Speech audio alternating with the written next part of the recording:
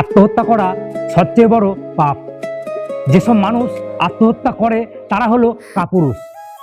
অনেকে আছে নিজের ভালোবাসার জন্য বা নিজের পরিবারে তার কথা অমান্য করলে তিনি আত্মহত্যা করে বসে।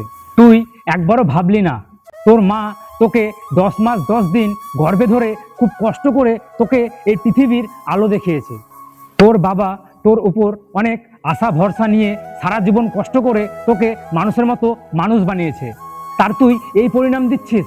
প্রত্যেকটা মানুষ দুঃখ কষ্ট পেয়েও নিজের ওপর ভরসা রেখে সুখের আশায় লড়াই করে চলেছে, তুই কেন পারবি না?